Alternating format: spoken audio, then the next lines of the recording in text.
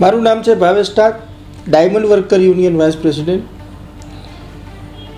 ગયા વખતની અંદર આજથી 2 મહિના પહેલાં ડાયમંડ વર્કર યુનિયન દ્વારા 30/3/2025ના રોજ હીરા ઉદ્યોગમાં કામ કરતા રત્ન કલાકારોને સ્વયંભૂ હડતાલ ઉપર જવા માટેનું એક એલાન આપ્યું હતું અને 10 તારીખ 10/3/2025ના રોજ એનું આવેદનપત્ર અમે કલેક્ટર સાહેબને પણ આપેલું હતું. ત્યારબાદ 12 તારીખના રોજ ગુજરાતના મુખ્યમંત્રી એક કમિટીનું નિર્માણ કર્યું હતું અને કમિટીની અંદર ગુજરાત રાજ્યના ગૃહમંત્રી હર્ષભાઈ સંઘવી, ગુજરાત રાજ્યના શિક્ષણ મંત્રી પ્રફુલભાઈ પાછરિયા, ગુજરાત રાજ્યના શ્રમ અને રોજગાર મંત્રી બળવંતસિંહજી રાજપૂત પણ આ કમિટીની અંદર હતા. એમ કે દાસ સાહેબ પણ હતા કે રત્ન કલાકારોની આ પરિસ્થિતિની અંદર સરકાર કઈ રીતે મદદ કરી શકે એનો રિપોર્ટ તૈયાર કરવા માટે આ કમિટીનું નિર્માણ કરવામાં આવ્યું હતું.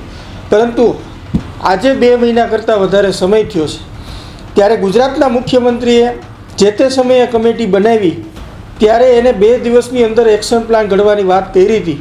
આ કમિટી બન્યા પછી પણ 11 કરતાં વધારે રત્ન કલાકારોએ આ ઇન્ડસ્ટ્રીની અંદર સુસાઇડ કર્યું છે. એમાં એક સામૂહિક આપઘાત પણ છે. તો સરકારને શું આ આંકડાઓને મૂક પ્રેક્ષક બનીને જોવા માગે છે? મને એવું સ્પષ્ટપણે દેખાઈ રહ્યું છે કે રત્ન કલાકારોને મદદ કરવા માટે સરકાર કેમ આગળ નથી આવતી. સૌથી વધારે સીટો ગુજરાતની અંદર આપી દીધી એટલે સરકારને અહમ અને ઈગો કે જેને અભિમાન કહી શકાય, મને એવું લાગે છે કે અભિમાન હોય એવું દેખાઈ રહ્યું છે.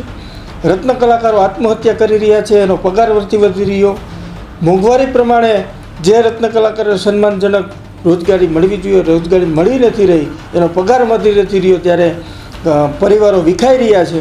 તો રત્ન કલાકારોને મદદ કરવા માટે સરકાર ક્યારે આગળ આવશે? અને આ કમિટીની કામગીરી માટે અમે 18/4/2025ના રોજ કમિટી શું કામ કરી રહી છે, કયા લેવલ ઉપર, કયો એક્શન પ્લાન ઉપર કામ કરી રહી છે એ માટે એ કમિટીના મેમ્બરોને મુખ્યમંત્રી સાહેબથી માંડી શિક્ષણ મંત્રીને, ગૃહ રાજ્યમંત્રીને લેટરો લખ્યા છે અને અમે આશા રાખીએ છીએ કે લેટરનો જવાબ અને રત્ન કલાકારોને મદદ કરવા માટે સરકાર કયા એક્શન પ્લાન ઉપર કામ કરી રહી છે એ માટે સરકાર રત્ન કલાકારોને જણાવે. અમારી તમામ માહિતીથી અપડેટેડ રહેવા માટે જોડાયેલા રહો ત્રિશુલ ન્યૂઝ સાથે.